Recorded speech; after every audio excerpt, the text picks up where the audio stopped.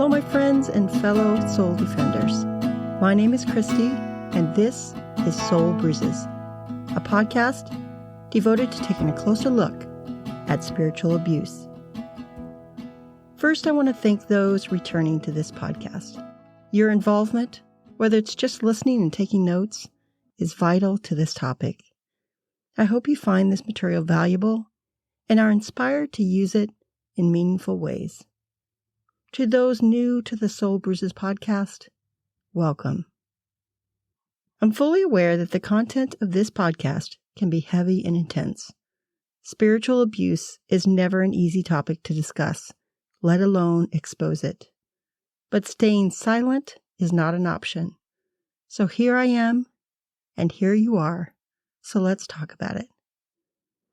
I recognize that this material can be triggering and traumatizing for some, so please consider your mental health before you engage with this material.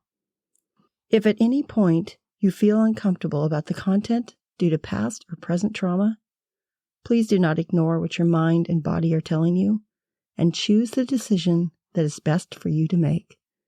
Please know that you are not alone and that I'm here to support you. In creating this podcast, my aim was to expose spiritual abuse in all its ugly glory. A portion of that exposure will come from a comprehensive list of 12 tactics and behaviors indicative of spiritual abuse, and commonly present in other abuse examples as well. These elements of spiritual abuse behavior seem to be present in much of the spiritual abuse experienced. These behaviors have entered the realm of religious environments, possessing the heart and mind of both religious and spiritual leaders and followers against those inside and outside the church walls. Often these tactics have often been disguised through the skilled manipulation of an abuser by using deception as their primary weapon, which is why deception was the first tactic spoken on this podcast. Check out episode 6 on deception and lies. The exploitation of the soul begins at the hands of a spiritual predator, when the victim's talents are corrupted to serve the predator's desire, all at the expense of the victim. When an abuser is left unchallenged and not held accountable, abusers hone their skills, getting more and more proficient and precise. Often their spiritually abusive acts are hidden behind a deceptive facade of goodness. Through this act of concealment, they become like wolf in sheep's clothing. Some of these abusive tactics morph into what I refer to as the spiritual abuse triad, which consists of power, control, and authority. In the spiritual context, these three tactics, when healthfully braided together, create the highest potential for a dynamic spiritual leadership. When braided with malicious intent or personal greed, they can pave the path for an individual to become a master of spiritual abuse.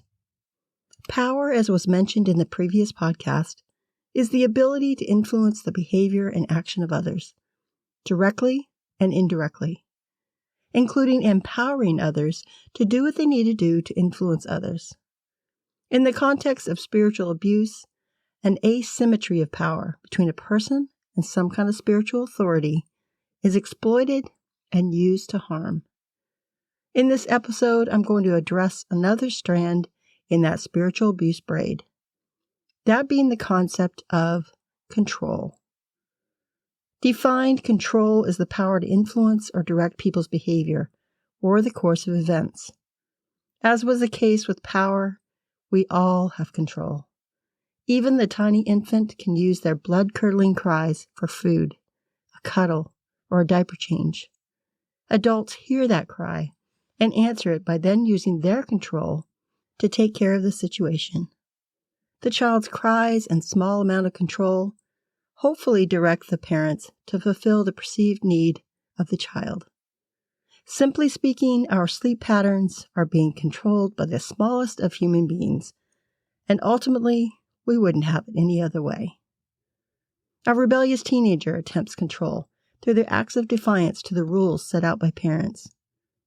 For all the parents that have experienced this time period of parenting with your adolescent, you know full well what I mean when I say you sometimes just feel out of control because of this challenge to your authority. Yet for them to launch from the family nest you have created, this behavior, though annoying, is normal in so many ways. They too feel this out of control feeling, and it falls on us as parents to teach them how to use their control in a productive, respectful, and honorable way. Just in parenting alone, the concept of how to use our control in constructive ways is quite challenging. How then do we use control in the realm of spiritual abuse? We can often see how it's poorly used in obvious ways, but how about subtle ways? This episode is going to dive into both of those approaches, so let's take a look at those. In the context of spiritual abuse, control takes on a deeply destructive and twisted nature. Control in this context is used to assert power over another human being, driven solely by the abuser's selfish desires and wants, often using their authority in concert with their power to exert that control over another human soul, regardless whether their actions align with moral or Christ-like principles. Too often, these actions are contaminated with holy words of justification, further obscuring their true character and motive. This is the sick reality that is spiritual abuse. One of the most detrimental and harmful ways control manifests itself is through the actions of cults, and specific to spiritual abuse, religious cults. Another prevalent manifestation is seen in the actions of a hubristic leader who often employs narcissistic behaviors to exert dominance and showcase control over their followers. Lastly, control is exercised through indoctrination and suppression of independent thought. All of these topics will be explored further in future episodes, so I'll only be scratching the surface on them. Explaining how cults, spiritual narcissism, and thought suppressors' use of control to feed their self-serving objectives and agendas again highlights the significant overlap in these tactics of spiritual abuse. This makes it challenging to neatly categorize or study them in isolation, further indicating how spiritual abuse is a holy mess, causing holy harm. To start off, let's examine the difference between guidance and control, and why that distinction matters. As a spiritual leader, you have the opportunity to guide those you serve through the struggles of life by offering a message of love, joy, peace, patience, kindness, goodness, faithfulness, gentleness, and self-control. By introducing them to grace and forgiveness, by guiding them toward truth, by showing them ways to walk in humility, by teaching and empowering them to be a leader one day. This teaching process helps shepherd them to be a spiritual leader. This positive aspect of control lies in its capacity to offer guidance, allowing one to exert one's power to influence or direct people's behavior or the course of events. Differing from the overpowering control that asserts dominance over another, guidance is about empowering others, showing them that there is a more effective way of teaching that doesn't take away their agency. One of the best examples of this, in my opinion, was Jesus. He was called Rabbi by his disciples, which in Hebrew means my teacher or my master. He taught his disciples. They listened and asked questions. They followed him and learned from him. They imitated him. He directed them to his Father God. This was his way of guiding them toward truth. He had the ability to exert his dominance over them, but instead empowered them to serve and guide others. Guidance involves using knowledge and advice to empower someone to make good decisions in their life that will in turn help them choose a path towards becoming a moral and ethical person who is highly respected. It often involves teaching disciplined boundaries. Unfortunately, the control exerted by the spiritual abuser does not have these boundaries, nor respects them. Where abuse exists, guidance is shelved for the personal advantage that exerting abusive control will give them. Guiding takes greater patience, more honesty, additional understanding, and increased time. Abusive control does not. This type of control requires everything to go through the abuser, effectively capturing the agency of the person being controlled. The controller assumes the role of gatekeeper of your thoughts and behaviors, according to their preferences, not yours. Those guiding don't mind the elevation of others who may in turn lead them someday. But the controller, they need to be the top dog, regardless of their age, status, or authority.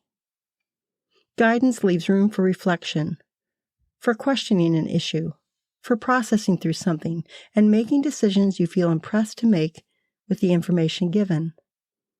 Guidance leaves room for a difference of opinion or interpretation. In addition, it allows for freedom of thought. Abusive control does not.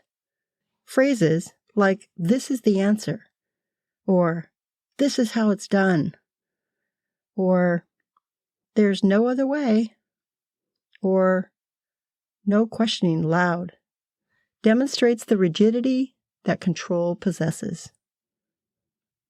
Healthy spiritual leaders use guidance as a teaching tool. In doing so, they are feeding the sheep. In stark contrast to the unhealthy alternative is taking control over thoughts, questions, and ultimately the autonomy of others to make their own decisions.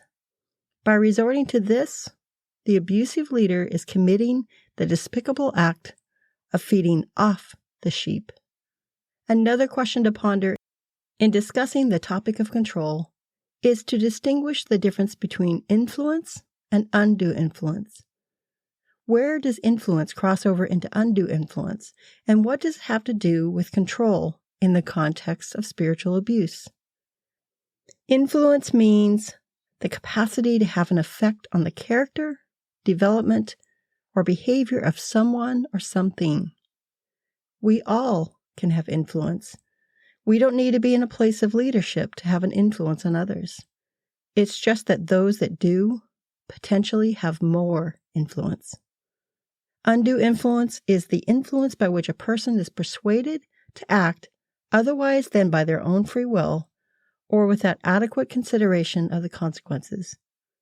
When someone exerts undue influence on you, they want and need your agency for their benefit. It is actually a legal term that involves one person leveraging their position of power over another person by using excessive persuasion and coercion to control the will of another individual and their ability to make decisions. This is a sick act. This form of persuasion aims to subdue someone's agency and judgment, and often occurs in situations where there is an inherent inequality between the parties involved, especially in cases where the persons involved are in a state of increased vulnerability. Such cases may include those involving children, the elderly, or a new convert. It can also happen with someone willingly relinquishing their agency in favor of the directive, authority, and insight of an abusive leader. These acts of undue influence are done through flattery, trickery, fear, manipulation, coercion, and deception. The leaders in both cases of influence or undue influence have the ability to guide and be a positive influence. They also may choose to control another person through undue influence. If we know the difference, we have the opportunity to both become a better leader and hopefully be able to spot a leader exhibiting undue influence. Cults are a perfect example of undue influence. That's kind of their thing. Demonstrating this kind of influence tends to be quite challenging. However, with the cult community, an environment is established for the dynamics of control and undue influence to take root, grow, thrive, and flourish. Let's take, for example, author Amanda Montell's insights on the identification of a cult. In her book, Cultish, she outlines common criteria for a cult leader being, quote, a charismatic leader, mind-altering behaviors, often sexual and financial exploitation, an us versus them mentality towards non-members, and a ends justify the means philosophy. There is often a power imbalance built into the members' devotion, hero worship, and absolute trust, which frequently facilitates abuse on the part of the unaccountable leaders. The glue that keeps this trust intact is the members' belief that their leaders have a rare access to transcendent wisdom, end quote. We often think of cults as coming from a religious fanatical group, but any group, religious or otherwise, with the characteristics above, can carry out the controlling mechanisms that create the environment for one to be under the control and undue influence of a religious or secular cult leader. These leaders create an environment where control and undue influence are the name of the game. The leader convinces their followers through any means necessary that they have the truth, that their followers need them to survive, that the followers need to think the same way they do to be a part of the group. They need to use the language being spoken. They need to convince them that the conformity of belief, thought, and behavior is essential for inclusion. Right off the bat, cult leaders employ tactics of undue influence and control. This often begins by the practice of love bombing, which is overwhelming someone with expressions of affection by using loving words, actions, and behaviors, wonderful affirmations and validations, all deceptively used as a means of manipulation. Their ultimate objective is to win the game of control by any means necessary, even resorting to sappy, manipulative words to do that. Through the behavior of love bombing, they are setting up a groundwork of trust. While this may happen in any relationship, cult leaders use this as another weapon in their arsenal to persuade others into following them and embracing and adopting their ideology. They often present an illusion of utopia, convincing others that everything's just wonderful. Their honey-dripped words are purposeful to draw others into their idealism and mindset.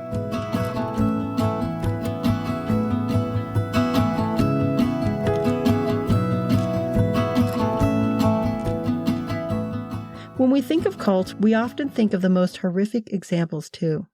Certainly the most appalling ones have the obvious traits of controlling behavior and exert the most egregious acts of undue influence over their members. These shocking cults grab the headlines due to their leaders' seditious actions and graphic behaviors. Many have followed and unfortunately were met with a fiery, suicidal, murderous, or criminal end because of the control and unbridled, undue influence of a corrupt cult leader. The Branch Davidians in Waco, Texas, who died in a fire at their compound, were constantly told by their leader, David Koresh, that the end of the world was coming, and that they were the chosen people to survive, because David Koresh was the Son of God. They were taught to prepare for war, and that the end times that was predicted in the book of Revelation was near. Koresh used his gifted memory to recite scripture and in turn crafted a convincing narrative. He orchestrated a series of events to support and validate his supremacy and legitimacy. He exerted an immense amount of control over his followers. He told them what to eat, where to work, where to sleep, and what to think. He even told them who would be his wives, whether they were married or not. It was reported by the Department of Justice that, quote, Former compound members told stories that Koresh's alleged practice of having sex with girls as young as 12. Evidence suggested that Koresh had wives who were in their mid-teens, that Koresh told detailed and inappropriate sexual stories in front of the children during his Bible study sessions, and that Koresh taught the young girls it was a privilege for them to become old enough, or in other words, reach puberty, to have sex with him.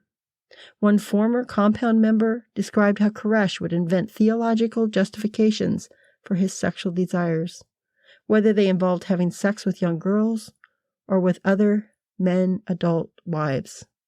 According to the information provided to the FBI, at least 2 minor girls were wives of Koresh at the time of the standoff. End quote. Koresh's followers essentially gave away not only their agency, but so much more. Much is assumed about the followers of Branch Davidians, that they were held against their will. Yet much information has come to light after the fact that many of the followers had no intention of deserting their leader. They had become so controlled and were under such undue influence of Koresh long enough to trust in his teachings, even if it meant death. The governmental agency of the ATF, Alcohol, Tobacco, and Firearms, suspected that the group was stockpiling illegal weapons. They had obtained a search warrant for the Waco compound and an arrest warrant for David Koresh and some of his followers. In an attempt to exercise that search warrant, gunfire broke out, and lives were lost on both sides. This subsequently steered the situation into the hands of the FBI, and a 51-day-long standoff ensued. Unfortunately, the standoff ended when a fire broke out during an FBI breach of the compound. The fire at the compound resulted in the death of 76 Branch Davidians, including 25 children, 2 pregnant women, and David Koresh. Then there were the People's Temple followers, led by maniacal preacher Jim Jones, who died along with the mass suicide and murder of over 900 of his followers. Jim Jones had convinced many that there was an earthly promised land, a utopian environment in the country of Guyana. There, Jones used this place to isolate people from the outside world. He was so self-absorbed with that utopian town that he named it after himself. Jonestown would become infamous for all the wrong reasons. Under the influence of phenobarbital and his own madness, Jones became triggered by an investigation from the outside world as to whether the followers were being forced to stay there against their will. Due to the undue influence Jones had over his followers, a Kool-Aid was concocted, and they were instructed to participate in revolutionary suicide, as he put it. They drank the Kool-Aid and died, over 900 of his followers. To this day, when one drinks the Kool-Aid, that they are believing something blindly and enthusiastically based on the ideology of a leader who is overpowering and coercing them. Then there is Warren Jeffs. He became the leader of the FLDS community, a fundamentalistic branch of the Mormons, when his father died. His leadership began when it was revealed in vision that he was to become the leader of the entire community. Though he appears meek-mannered, his actions are quite sinister. Jeffs had an obsession with marrying young wives, one as young as 12. This led to his arrest and conviction and being given a life sentence for the sexual assault of 2 underage followers that he had named his spiritual brides. Despite this blatant act of child sexual abuse, he is still religiously followed by some, claiming he is still their prophet, still speaks for God, and is wrongly being convicted. His power has transcended prison walls. His undue influence and control is still holding captive the agency of some of his followers, even through the walls. While these particular cults rank among the most notorious ones, Engaging with any survivor of these cults or similar groups, they will describe a gradual process of succumbing to the cult leader's control. That's why understanding the warning signs and deciphering the language used by these leaders is so highly important. As important as realizing we all have agency and a sense of control we can use to avoid handing over our thoughts for others to steal and abuse. Amanda Montell is the author of the aforementioned book Cultish, The Language of Fanaticism. She holds a degree in linguistics, which is the study of language, how it's structured, and how it applies to our humanity and place in this world. She also is the host of a podcast called Sounds Like a Cult. In her book, she focuses heavily on the power of language in a cult.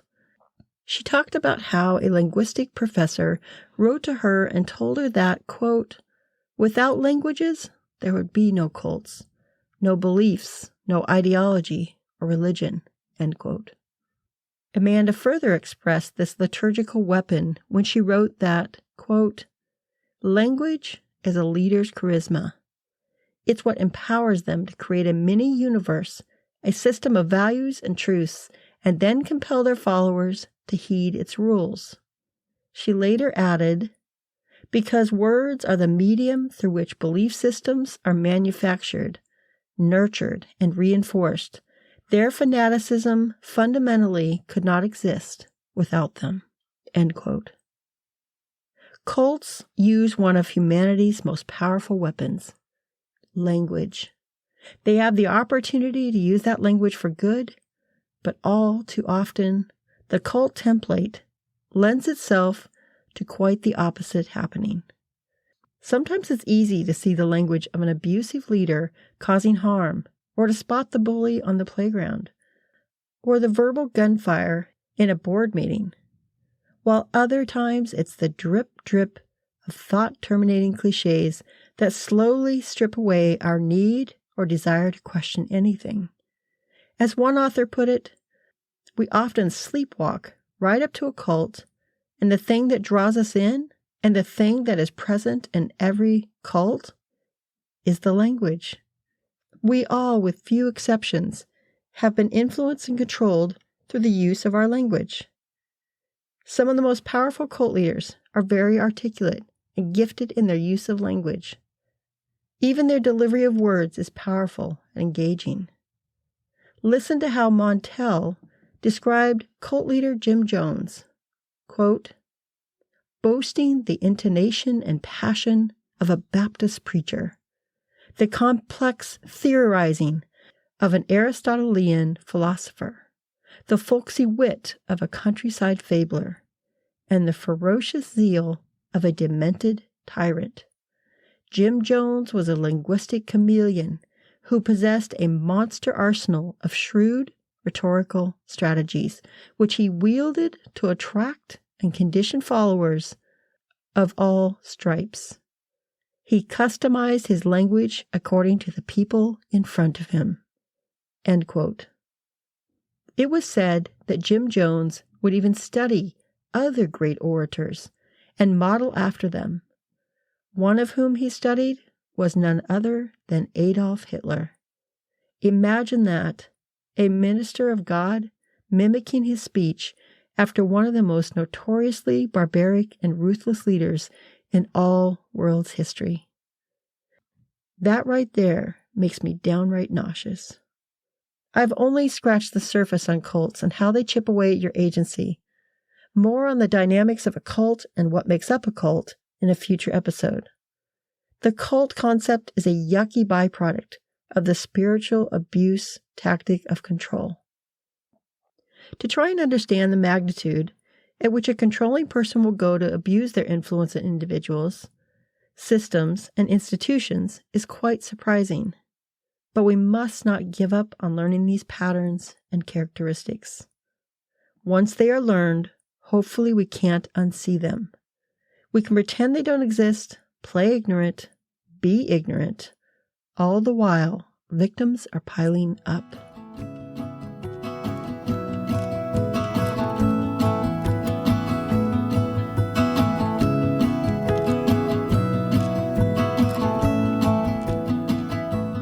In an article entitled 25 Signs You're in a High-Controlled Group or Cult by Anastasia Somerville Wong, she wrote, quote, "It is a myth that only stupid or suggestible people fall for cults and highly controlled groups," end quote. Even with education, common sense, and a healthy dose of pragmaticism, we can still miss the signs and walk right into these highly controlling groups or even cults with the same modus operandi. Some of these signs are opposition to critical thought. The question to be asked is whether there exists an official forum for critical inquiry or for formally raising questions, complaints, and grievances in your group. Failure to facilitate critical thought and to create times, spaces, and procedures for criticism of the group and its leaders is a sign that the leaders do not value the safety, perspective, and meaningful participation of members. This indicates the potential that there may be an aversion to independent thinking or the desire to not be challenged. What's most important to the controller is the controlling of your thoughts, persuading you to not have any differing thoughts. Another sign of a highly controlled group is the overwhelming existence of thought-terminating clichés. What are these? Wikipedia describes it as, quote, "A thought-terminating cliché, also known as a semantic stop sign, a thought stopper, bumper sticker logic, or cliché thinking, is a form of loaded language, often passing as folk wisdom, intended to end an argument and quell cognitive dissonance. Its function is to stop an argument from proceeding further, ending the debate with a cliché rather than a point. Some such clichés are not inherently terminating. They only become so when they are used to intentionally dismiss dissent or justify fallacious logic," end quote. Janae Aumann, author of the upcoming book Othered, describes thought-terminating clichés as things that, quote, "quiet dissent and disempower dissenters," end quote. She went on to add that, quote, "They don't want the cries of sheep. They want silent soldiers," end quote. American psychiatrist and author Robert J. Lifton, who is best known for his work about the psychological effects of war and violence and the theory of thought reform, made this statement regarding these mind-stopping clichés. He wrote that, quote, "The language of the totalist environment is characterized by the thought-terminating cliché. The most far-reaching and complex of human problems are compressed into brief, highly reductive, definitive-sounding phrases, easily memorized and easily expressed. They become the start and finish of any ideological analysis," end quote. So what are some examples of these thought-terminating clichés, you might ask? We've all said them many times. Most seem innocuous, but in excess, or when used with reckless abandon, they shut down the discussion of a differing thought. Author Janae Aumann even added that, quote, "These words are not inherently bad or evil in and of themselves, but they have been used in spiritually abusive ways to silence the suffering of God's people," end quote. Which is why I'm including them in this podcast. Some examples are, "It is what it is." I've said that one many times. "This too shall pass." I can't even count the number of times I've said that. And to name others, "It could be worse." "Time heals all." "It's all good." "Someone out there has it worse than you." "Boys will be boys." "Everything happens for a reason." "It's all God's plan." "Don't think about it too hard." "Try to look on the bright side." "If it ain't broke, don't fix it."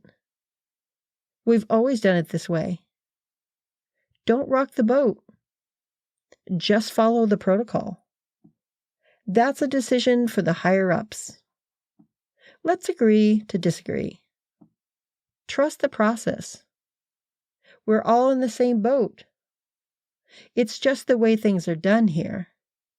What doesn't kill you makes you stronger. When you get to be my age, you'll find that's not true. Everyone is entitled to their own opinions. It's just common sense. It makes sense to me. That's all that matters. To each his own. Life is unfair. It was his time. Whatever. There you go again. It's not worth discussing. Whatever will be, will be. Who cares? Just forget it. Rules are rules. Who do you think you are? It's all relative. People are going to do what they want. That's just your feelings. Can't everybody just drop it and get along? The Lord giveth and the Lord taketh away. Job 1:21. Adam and Eve, not Adam and Steve. That's not biblical. God moves and works in mysterious ways. God never gives you more suffering than you can bear. Only God can judge. God has a plan. Any of these sound familiar? As you can see, especially with some of these last ones, that the phrase can even be taken right out of the Bible, but can be used in a context that creates a termination of thoughts and a minimizing, even nullifying of feelings. I know I've mentioned so many of them here. I wanted to make a point that we have all said so many of these, and so many times. While they sound innocent enough, repeatedly spoken, or spoken in a place that deserves compassion or active listening instead, they become not only verbal stop signs, but deliver cold blows of indifference instead of verbal hugs of compassion to those that might be hurting. Thought-terminating clichés have a spiritual sister idiom in the term spiritual bypassing. More on that in a future episode. The phrases in and of themselves are not wrong, but they do take whatever a thought, experience, feeling, or question someone is having and essentially set them aside. It's a way of taking a challenging thought, an uncomfortable emotion, or a personal experience and covering it up with really nice-sounding language. We have all said these thought-terminating clichés. Thoughts and questions can cause a disruption in the flow of the message of a particular leader or institution. They may see the differing thoughts, questions, and even criticism as a threat to their message, their brand, and ultimately themselves. These clichés can serve as an innocent way of shutting down a challenging or uncomfortable topic, emotion, or thought. When these thought-terminating clichés are expressed repeatedly, they create a language of complacency where we stop critically analyzing complex issues because instead of being met with an opportunity for healthy processing and discussion, they are met with phrases that politely terminate that process. If thought-terminating clichés fail to get rid of your thoughts, an initiation of muting those challenging voices through suppression, shaming, and marginalizing begins. Self-doubt is encouraged. Leaders claim to have a special insight and supreme knowledge, and the flow of information is subject to the leader's censorship and control. An I know better attitude. Often the identity of the highly controlled group becomes more important than the identity of the individual when such things like groupthink are introduced. One might hear the phrase, "This is the way it is, and anything or anyone that challenges that is from the devil." Sometimes threats are made or guilting is initiated against members who leave. Others are simply shunned, which is a form of indirect shaming. This slippery slope of actions can lead to a highly controlling spiritual environment ripe for spiritual abuse. As you can already tell, when one is within a highly controlled group, there is a stripping away of you. You as an individual, your thoughts, your emotions, your questions, your doubts, your voice, your you. And when that happens, you become a pawn in the hand of whomever is playing this dangerous game of human chess. Before you know it, you have become extremely vulnerable, and control over you becomes inevitable. It's important for us to recognize this takeover before it does irreparable damage, before you lose you.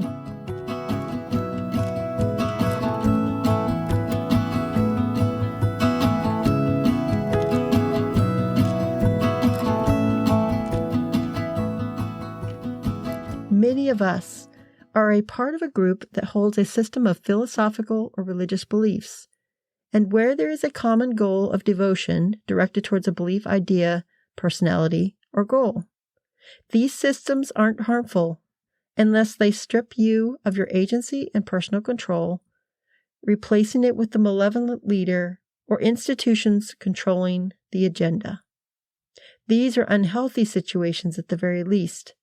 At minimum, they are dangerous, and at the extreme, can be deadly. Which is why I think it's highly important to assess ourselves as a church body and to be honest about whether we are, as author Janae Ammon stated, quote, hearing the cries of sheep or becoming silent soldiers, end quote. We're all susceptible to being controlled. In fact, we allow ourselves every day to be under the power, control, and authority of at least one entity in our life, whether that be a boss, a teacher, a spouse, you name it. For me personally, as a Christian, I choose to be under the power, control, and authority of Christ. Christ's power, control, and authority does not kill my agency. It does not strip me of my personhood. He does not control my thoughts, beliefs, or decisions. Influence? Yes. Guide? Yes. Even when he could use his authority to overpower me, he empowers me instead. One of the great tragedies in spiritual abuse is that the very people representing Christ and preaching his word are often doing the most harm. They carry the name of Christ and use it as a weapon. They use their power to overpower another. They use their control to keep the masses in check. And their undue influence causes others to become spiritual zombies for Christ. If that isn't ugly, I don't know what is. It is important for us to remember that we all have a measure of control. What we do with it says a lot about who we are as a person. When we see others use their control for harm, we can take our control and speak up against it. There are times where we need to assert our control by involving law enforcement when someone's actions have violated the law. Yet even without a law being broken, we can use our personal power and collective control to create an environment conducive to fostering a healthy society and a healthy church. We are people, not silent soldiers. We've been designed to be highly intricate and intelligent human beings with the ability to make decisions and have thoughts and beliefs of our own. When we hand it over to another person who doesn't necessarily have our best interest in mind, we're treading on dangerous ground. Beloved priest and psychologist Henry Nouwen wrote, quote, "The long, painful history of the church is the history of people ever and again tempted to choose power over love, control over the cross, being a leader over being led. Those who resisted this temptation to the end and thereby giving us hope are the true saints. One thing is clear to me, the temptation of power is greatest when intimacy is a threat." Let me repeat that. The temptation of power is the greatest when intimacy is a threat. Much Christian leadership is exercised by people who do not know how to develop healthy intimate relationships and have opted for power and control instead. Many Christian empire builders have been people unable to give and receive love." End quote. I found this quote to be rather enlightening. We truly need each other. We need to have each other's back. We need to support one another. We need to be able to have a safe space, at the very least, in our churches. Spiritual abuse has threatened to turn our churches into places of siloed thought, places where critical thinking is discouraged, where the language of clichés subtly do their damage. Many warriors that are combating spiritual abuse have restoration, reconciliation, and redemption on their mind. Ultimately, it takes our ability to wrestle with the complexities of creating a healthy, intimate relationship within our churches, families, and organizations to have a chance at such an expectation.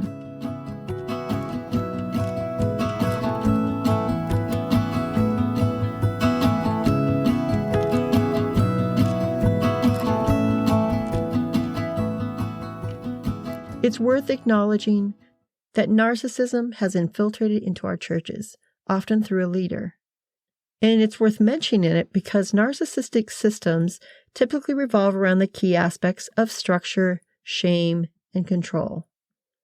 Narcissism is a personality trait where the individual possessing that trait shows an excessive preoccupation with themselves. They have a constant need for admiration and attention. In those that have controlling tendencies, their self-centeredness leads them to desire power and domination over other people, often by using manipulation to maintain control and authority. These individuals may exploit others to fulfill their own needs and maintain a sense of dominance and superiority, disregarding the feelings, rights, and boundaries of those they seek to control. The role that narcissism plays in spiritual abuse is shown in a way spiritual leaders have abused the power, control, and authority they possess for their own benefit, which results in the harm of those that follow their lead. I will speak more directly to the role a narcissist plays in the religious realm in a future episode. Another aspect of control within the context of spiritual abuse revolves around our insatiable need and intense craving for certainty. This can lead us to either accept or create a biblical confirmation for the answers we seek. We long for certainty so desperately that we accept or fabricate a biblical confirmation for the answers to our questions. Often we will accept the certainty of someone else and throw our faith out the window. Author Anne Lamott stated that, quote, "The opposite of faith is not doubt, but certainty. Certainty is missing the point entirely.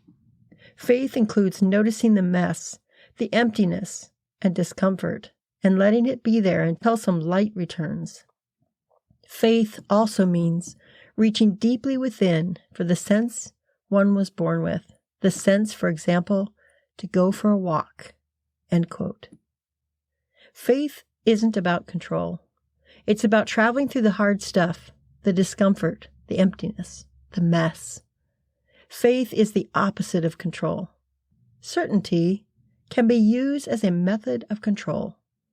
It certainly can be a cop-out, as our need for answers was more important than the wrestling and active process of practicing our faith. Often these easier routes of certainty are proclaimed by the wolves in sheep's clothing. There is no easy button for practicing your faith. Those that preach otherwise should be met with skepticism. Do we accept an answer to our biblical questions because someone else has validated and verified it scripturally? At first glance, that sounds entirely logical. We do want some assurances without completely relying only on faith, right? Two complications arise in this scenario. First, when we rely solely on the leader's interpretations without engaging in our own critical examination of the scriptures, known as exegesis, we are checking our brains at the door. In doing so, we have surrendered control of our study to the spiritual leader and biblical scholar. We have then given all control of that study to a spiritual leader or biblical scholar. Secondly, we are potentially sacrificing our faith in favor of the answers and explanations provided by the leader. In a healthy dynamic, we can trust the exegesis of a spiritual leader, but it is essential to not relinquish all control to them. It is vital that we do our own studying. By relinquishing all thinking control to the leader or scholar, we risk allowing any potential hidden agenda or desire for control on their part to influence our understanding of particular passages. As the Russian proverb wisely states, and was later expressed by American President Ronald Reagan, quote, "Trust but verify," end quote. We possess our own intellects to use, and we are personally accountable for discerning and understanding the information ourselves. So rather than unquestioningly yielding all control of religious study over to a spiritual leader or scholar, we should engage our minds and take responsibility for our beliefs and interpretations. This is, of course, not to say their input isn't valid or correct, but you come to these conclusions on your own. As a Christian, I believe the Holy Spirit plays a huge part in the process of discernment of truth. Unfortunately, even the Holy Spirit is used as a weapon by a spiritual abuser. We do not know the mind of any member of the Godhead, and it's a flaming red flag to claim such. As a member of the spiritual community, I have deeply valued the ability to ask questions of my spiritual leaders. Some have been more open than others. I have developed a great appreciation for those that have guided and influenced me in my spiritual journey, rather than imposing their beliefs upon me. I believe if someone is denied the opportunity to ask questions and explore their faith freely, it could be a significant red flag that may signal a desire for control from the leadership. A healthy spiritual community would not be threatened and would promote open dialogue and welcome the genuine exploration of beliefs and ideas. By embracing questions and providing guidance rather than coercion or control, spiritual leaders create a nurturing environment for personal growth and understanding. And that's a lovely thing. A friend posted a cartoon on their Facebook thread that went something like this. Of course you're allowed to ask questions. Here is the list of approved questions. You're absolutely free to study and investigate for yourself. Here is the list of approved sources. We're not trying to stifle thought. We want you to learn everything you can as you reach the approved conclusions. End quote. All kidding aside, you get my point. Control is a powerful piece in the triad of spiritual abuse. In concert with power and authority, this trio of tactics will crush a soul in the hands of a spiritual abuser. Using fear, guilt, or intimidation has worked and will continue to work unless we start calling it out. Educator and researcher Jerry McDonald, who studied the autocratic religious movements, states that, quote, authoritarian religious groups manipulate rewards, punishments, and experiences to systematically sever from members their past support systems, which include their own powers of independent and rational thinking, their ability to test, define, and evaluate, as well as their ability to freely interact with others about their experiences.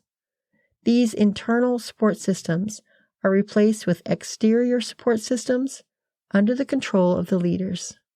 End quote. In the hand of a spiritual leader who has purportedly been given spiritual authority and often power to lead a congregation or spiritual community, control carries profound responsibilities. They do have influence and can guide their congregants to live lives of kindness and grace toward others. They can have a huge effect on their followers' character development or behaviors, but should never overstep the boundaries by infringing on the agency of their congregants. When they do, they are playing with fire. Fire that will burn down relationships with God, relationships with others, even affecting their own self-reflection process. Abusive control cripples, overtakes, and paralyzes thinking processes, and in turn, someone's entire spiritual journey. When used with purposeful intent, fear, intimidation, and control have a significant detrimental impact on a congregation. Trying to exert control over the thoughts, actions, and beliefs erodes any trust one might have of their spiritual leader. It suffocates any individuality and sabotages spiritual growth, all of which causes a controlling situation that does not lend itself to a healthy environment. The environment is ripe for spiritual abuse, creating a scenario that it will not be if it will happen, but when. Ways to take actions against abusive control involves learning to set boundaries around our agency, our choices, and our thoughts. Protecting ourselves from being controlled involves seeking accountability from those spiritual leaders that may have exercised their authorities in ways that are rooted in dominance and power over their fellow spiritual travelers. It's also important for us to lean on our own internal navigator. How many times have you told yourself, something just doesn't feel right? I have called this the Holy Spirit. Others, their intuitions. Lastly, seeking support by developing trusting relationships with fellow believers and spiritual mentors can serve to create a community when you need it most. Implementing these simple tools can serve as a defense mechanism to prevent control from taking root in our lives and allowing spiritual leaders to exert undue influence over church members, particularly those most vulnerable to this controlling behavior. Jesus led with the heart, not ego. He demonstrated a radical respect for the freedom of others to choose to do what they want to do. Christians are challenged as image bearers of Christ to show that same radical respect for people's freedom. Controlling others takes away that freedom, even when done in the name of God. Everyone has a degree of control that they can exercise in abusive ways or ways that lead to genuine influence and thoughtful guidance.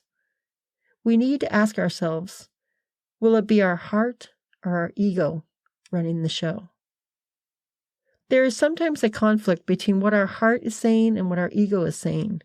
The ego definitely seeks out self-preservation, validation, and rational thought.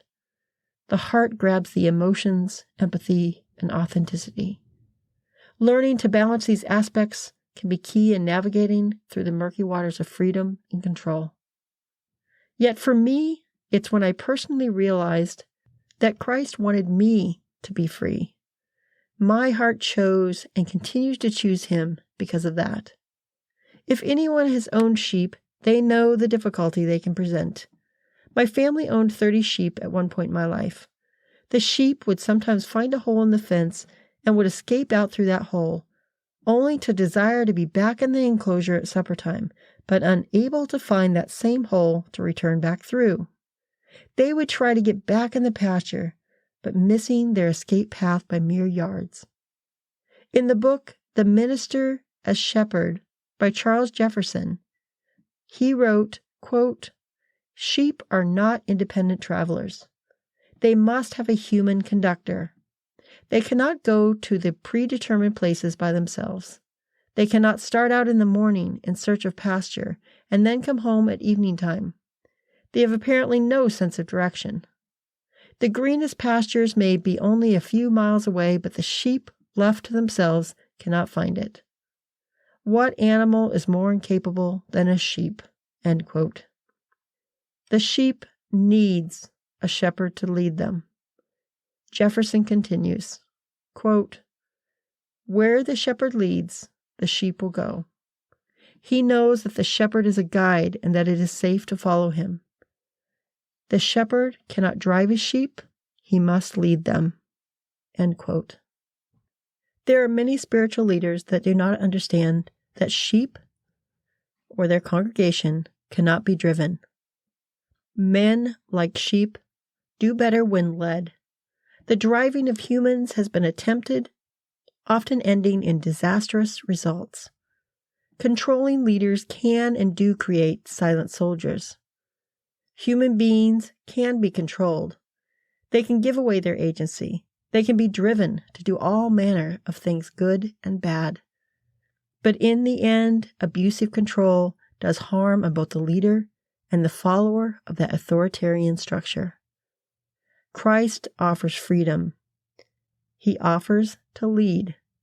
He asks us to follow. The choice is truly up to us. And I, for one, appreciate the freedom in that and resist anything that attempts to control that choice or contradicts that freedom. Those that resist being controlled will often be looked at as a rebel, perhaps even a troublemaker.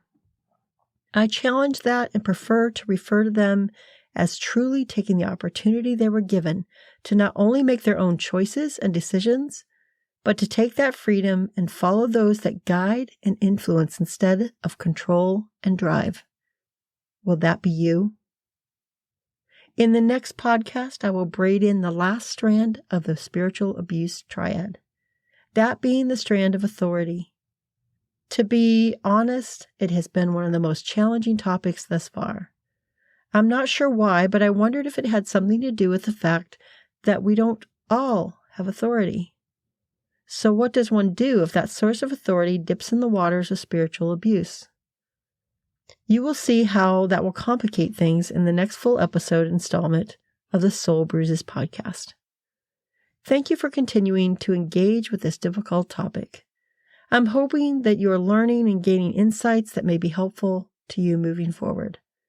Should you have any questions, feedback, suggestions, comments, or otherwise, please don't hesitate to connect with me, either through soulbruises@gmail.com or through Instagram at soulbruises2023. If you feel you have something valuable to contribute in the fight against spiritual abuse, consider using this podcast as a platform for that. I would love to speak to those that have so much to teach us, and thank you in advance for your willingness to share. Consider that the knowledge you've acquired through these acts of spiritual abuse, which you did not deserve to endure, could serve to be a source of help to someone else. I hope you'll consider that. I'm Christie Hodson, and this has been the Soul Bruises podcast. Until next time, be human, be kind, be both.